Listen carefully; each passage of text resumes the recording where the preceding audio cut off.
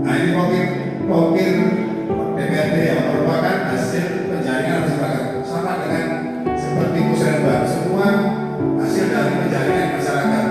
Karena makanya kita perlu partisipasi warga. Kalau warga tidak punya pedulian dengan lingkungan, ya khawatir juga, karena di lingkungan itu kita yang tahu. Jadi mulai dari awal kita melihat ada sesuatu itu, kita merencanakan, kita laporkan RT, RW, kan mesti ada musren-musren ya, ada usulan dari RT, RW, kemudian Pak Lurah, kecamatan, baru di kota, baru SIPD gitu ya.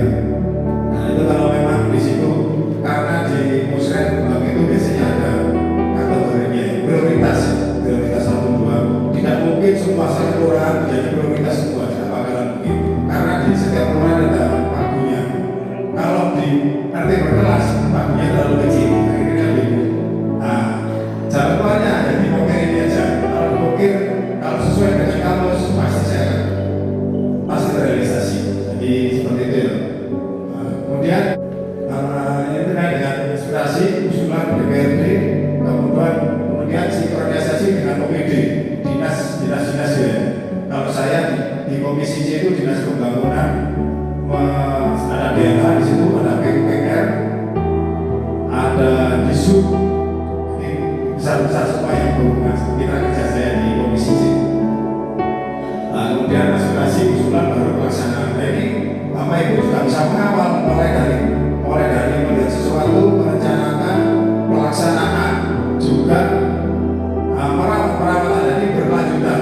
Jangan sampai seperti itu terus sudah dirawat, cuma dorongnya api tapi nggak dirawat akhirnya buntu seperti itu. Makanya saya kasih tahu tadi bahwasanya kita harus kecilan apapun kita kerja bakti di kampung.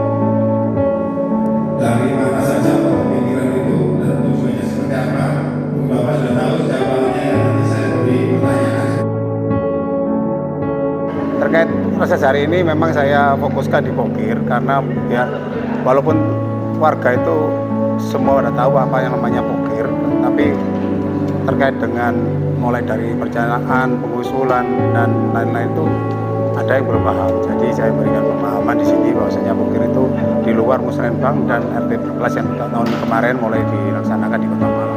Di Pokir itu memang harus melalui aspirasi masyarakat yang langsung ditujukan kepada anggota DPRD. Kalau terkait dengan Pokir itu, kita juga berbicara dengan Musrenbang ya, karena Musrenbang memang tidak semua prioritas direalisasi, karena ada pagunya di situ. Juga termasuk RT berkelas. Kalau di Pokir kita juga memberikan pagu kepada usulan tersebut yang memang harus sesuai dengan kamus. Dan di situ juga ada anggaran-anggaran yang harus sesuai dengan di kamus tadi, dengan usulan tersebut.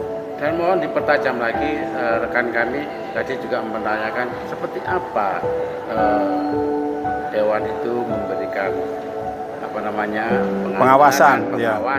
Memang itu sangat karena tugas kami memang di 3 itu, karena memang harus mulai dari perencanaan, budgeting dan pengawasan kita harus penganggaran, kita juga harus meneliti ya, harus kita tidak sesuai dengan apa yang dicanangkan dengan Wali Kota di Kota Malang, juga perencanaan RKPD juga harus sesuai, karena memang kalau tidak kita awasi juga mungkin kita tidak akan jadi sinergi ya. Jadi kita mulai dari awal kita melakukan hearing dan kita melakukan bagaimana anggaran tersebut bisa terrealisasi di dinas-dinas terkait seperti itu.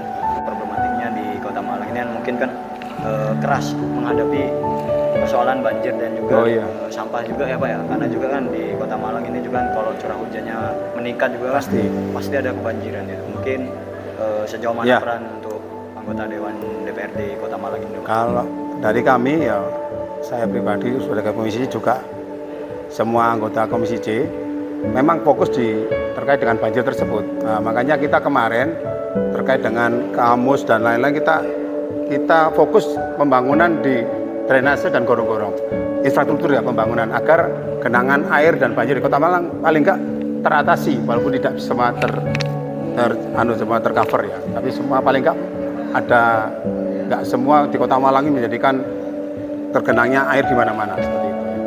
Curhatan warga terkait banjir ini Pak ya, itu mereka mengharapkan dari ujung BS Riyadi sampai ke hotel Kartika. Ya, Kartika. TJ. Iya, sekarang itu ya. TJ. Nah itu mereka kan menginginkan judik berukuran minimal 1 meter persegi. Sampai sekarang kok tidak terrealisasi, kenapa Pak? Iya, mungkin dorongan yang untuk tahun ini mungkin ada dari Bank Dunia, dari Jalan Segat Purwokerto sama Jalan Servan itu sudah ada perencanaan dan akan terrealisasi di tahun ini. Sama di Jalan Bondowoso, itu nanti di tahun ini dari Bank Dunia.